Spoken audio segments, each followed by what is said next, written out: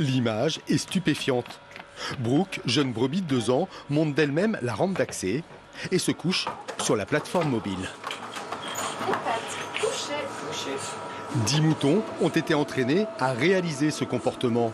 Reste le plus difficile, ne plus bouger pendant l'examen.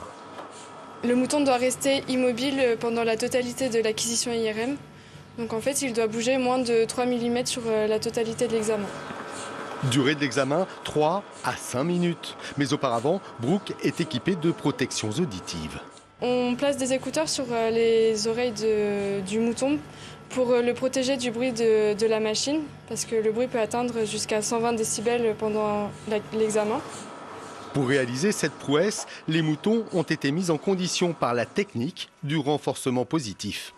Quand ils réalisent le comportement qu'on attend d'eux, on les récompense systématiquement. Et donc ça motive l'animal à reproduire le comportement et à continuer d'avancer dans les comportements à apprendre. L'IRM, imagerie par résonance magnétique, demeure une pratique non invasive et non destructrice. Je fais l'imagerie du cerveau toutes les secondes. Je fais tout le volume, donc c'est l'imagerie très rapide. Camille réalise sa thèse sur l'activité du cerveau en lien avec l'audition.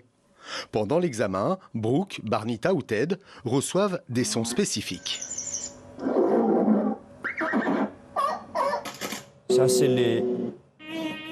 ce sont les sons qui perçoivent directement dans les oreilles. On voit en direct les réactions du cerveau par rapport aux sons qui sont envoyés. Une première mondiale qui permet de mieux comprendre le cerveau de l'animal sans recours à une anesthésie.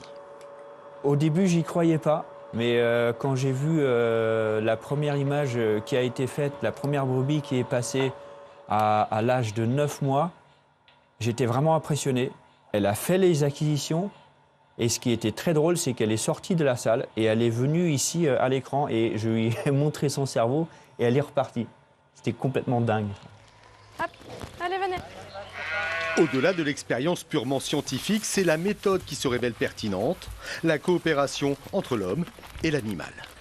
Pour moi, le rapport entre l'homme et l'animal est très important parce qu'on ne peut pas demander à l'animal de faire quelque chose comme ça. Venez. Hop. Hop. Voilà. C'est grâce à une forme d'imprégnation que Camille et ses collègues ont obtenu ces résultats avec ces moutons de race Île-de-France. On a commencé une phase d'habituation avec des agneaux dès leur naissance et on est venu interagir avec eux dans leur parc et on a également mis en place des petits exercices en lien avec de la nouveauté.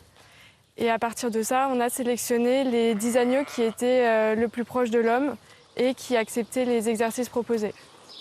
Une démarche basée sur le bien-être animal. C'est une demande sociétale d'améliorer le bien-être des animaux en élevage. Et pour ce faire, nous, on essaye de comprendre leur fonctionnement et surtout comment leur capacité cognitive s'installe dans le cerveau. Personne ne croyait que c'était possible.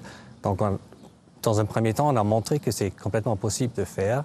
Et ça montre que c'est peut-être possible avec d'autres animaux aussi. Prochaine partenaire potentielle, des chèvres.